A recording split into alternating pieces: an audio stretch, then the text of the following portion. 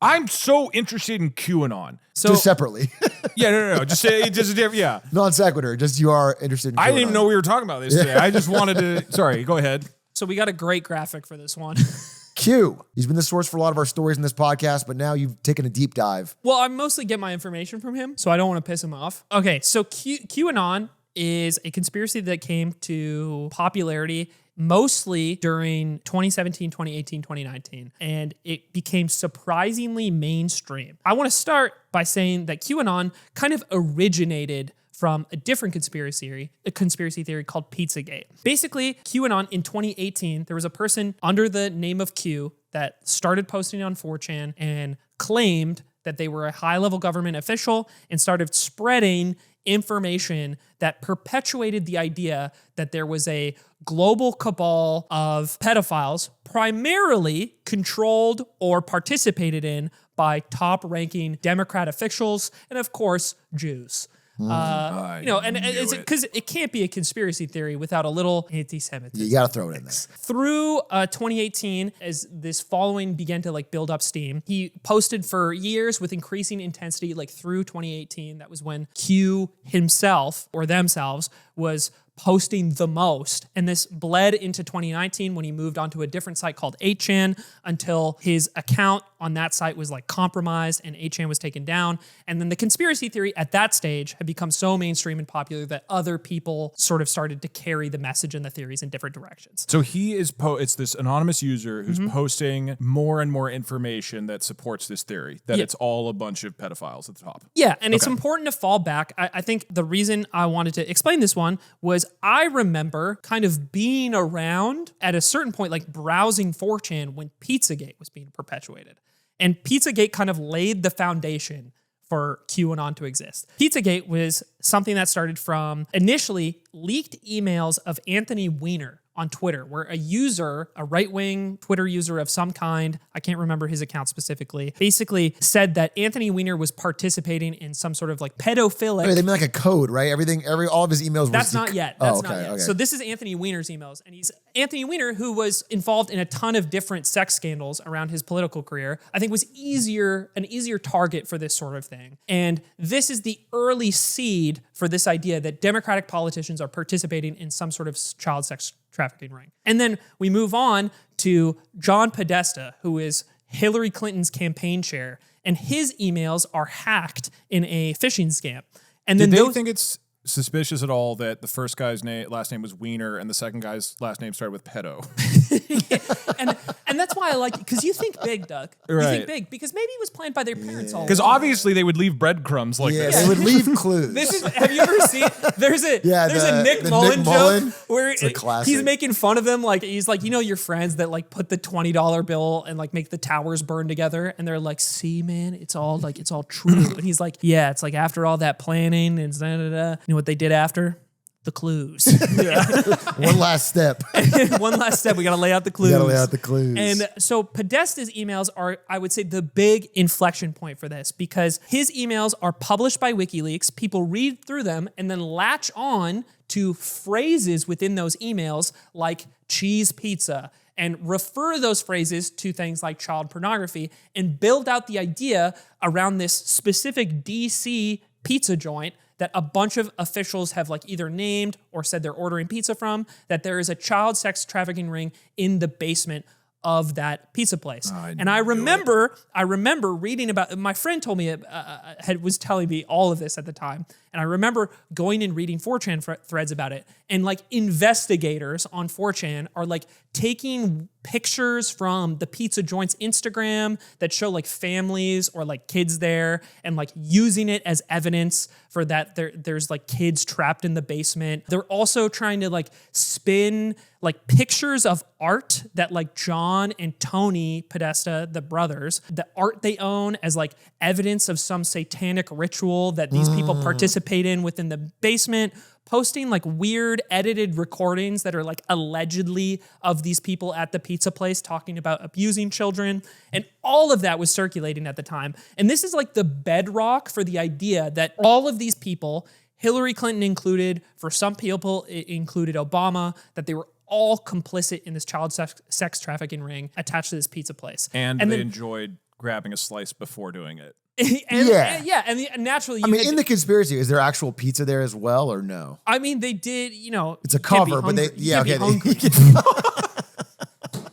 Obama had to have a slice. I think what happens is like in 2016 and 17. Another thing I want to touch on briefly is I remember when I was reading this stuff that people were strongly connecting it to stuff like Epstein because people knew a lot about Epstein's crimes already because he had already been to jail once for stuff that he had actually done. He was known for having like high friends in high places, particularly that there had been proof of Bill Clinton traveling on Epstein's planes at different points in time, right? So people see that connection. And then I think just because Bill and Hillary are married, people like have a very easy jump that like this is all part of the same thing. And then Q is taking an audience online, primarily from 4chan, that is like very, very primed to believe in this stuff, and then kind of capitalizing on this idea that he's a figure of like knowledge and authority.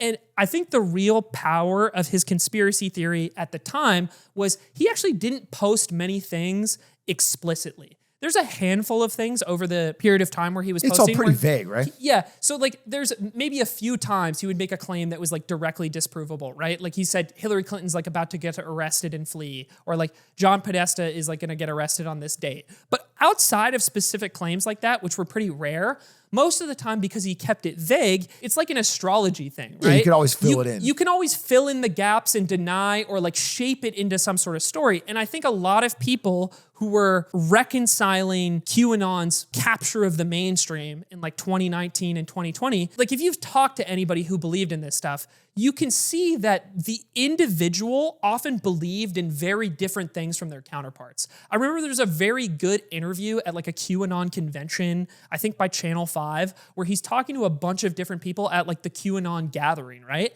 And they all have wildly different takes on how this cabal works and what they do and why they do it. The specifics never mattered. You could believe and fill it in. It's the vibe that this democratic specific also sex cabal and also Jewish, apparently. That's how good science is done, okay? Bunch of different theories all coming together at one thing. They're trying them out. They're putting them together. Yeah. Okay? It's a scientific and they build kind of this weirdly, I wouldn't say cohesive, but beautiful tapestry of a belief. And I think this lost some steam when like Q was no longer the main person posting, and like the message, because it was no longer centered around him, was just around all these random like podcasters and figures that were like in this right-wing sort of media sphere, like saying the election was fake. Like it expanded way too far to have like a cohesive message anymore. And then I think it slowly burned out over the last few years. Not that I don't think some people don't still believe this stuff to an extent, but how's the pizza joint doing? The pizza joint, I don't know. Tried to shoot it up, right? So I don't know how it's doing right now, but like a guy broke in, he like shot open the door and like came in to like save the kids. The owner's got a ton of death threats. Like this did have a very tangible negative effect. He like goes down to there is no basement. He's like, where's the basement? Yeah. He's like holding him at gunpoint, asking to find the basement. They open the closet door and he's like freaking out. God, that'd be so weird to be robbed for something you don't have. Yeah. He's like, what do you want me to do? Open the door to the basement that isn't real? Like you, and then he's angry. He thinks he's saving the fucking kids for real, right? He's trying to be a hero. I think the main message I wanted to walk away from this from was if you perhaps, unfortunately, as I was around for the origin of this theory and remember reading it and being there at the time on 4chan because my friend told me You're on 4chan too much. Huh? You're on 4chan too much. You're going to believe this shit in 2 years. No. I mean, like, I don't go on 4chan regularly. But I thought it was interesting to like read it at the time and see like, dude, what the fuck? Like these people believe this? Or like, where is this coming from? And seeing that for an idea to take hold so heavily in the public's mind, it actually does have a very long trajectory to it. There needed to be an audience like introduced and primed to it and sort of like groomed into the full-fledged insanity of the theory that there was grooming executed going on. In 20 in a way. There was the grooming of the going mind.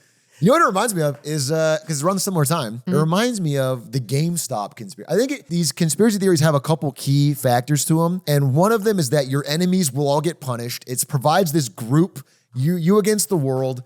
and there will be a reward for you at the end. And these things all come together to make it very appealing. And like the GameStop thing was like, there's these evil hedge funds. By the way, nobody likes hedge funds. They are pretty evil, but like that they have some secret thing. And if once we hold strong and don't sell GameStop stock, it will go to $1 million a share. We will bankrupt all of Wall Street and we'll be unfathomably rich forever. The core of it has these tiny nuggets of truth that is then way expanded and creates a story that can never be broken. But same thing with GameStop, like it just fades over time because they make promises that don't, like they just say, they just lose tomorrow this will be $500 a share. It will happen. And then it doesn't happen. Well, now I need it to be next week. Oh, but it can't hold forever. Dude, I probably the biggest disappointment that a human being, like if you rank the most disappointing experiences a human being could have, I would put in the top 5 that if you spent 7-8 years on 4chan deeply soaking in the pizza sauce that all the Democrats are pedophiles and they're hiding it, and then Trump gets elected and announces the Epstein list isn't real, that's got to be the worst feeling. Like it's the longest edge ever, and then Trump's like, no, I'm not getting you off. Wait, this is what did we talk about this on a Patreon episode? This is exactly what I was saying. The Epstein thing is something that Trump never actually leaned into very heavily or never talked about himself very much. Right, yeah. But he's paying the price for an audience that has been primed for a payoff over the course of basically a decade about this stuff. Because if you're one of those diehard people, all of these things have been intertwined for so long. And you are waiting for your God King to finally give you the fucking cookie. Yeah. And he's not, it's like, why can't I get the cookie? Well, I mean, even though he didn't personally push it that much, like Kash Patel and Pam, everybody around him was like, this is we're gonna get this out. And then suddenly they're all switching. So it's just like a really frustrating thing for someone who wants to see Hillary Clinton specific. Yeah, it was her. It was her and Epstein. Those and those fuckers who run that little pizza shop. Yep. I want to see them all locked up. I don't have too much research on this because I'm afraid of getting killed. But there was, there is a deep conspiracy theory around the Clinton body count is what it's called, which is that Hillary and what's funny, I said this on stream and they thought I was talking about the number of people they had sex with, their body count. Like, Hillary Clinton's had a lot of sex. No, the body count in that Bill and Hillary have murdered systemically journalists and people over the years. I wasn't able to do a deep dive on it, but they could be killing people. Jamal Khashoggi was in the Saudis. Bill chopped them up. I mean, we know Bill's got a body count of at least one. That's for damn sure. Ayo. I just want to talk about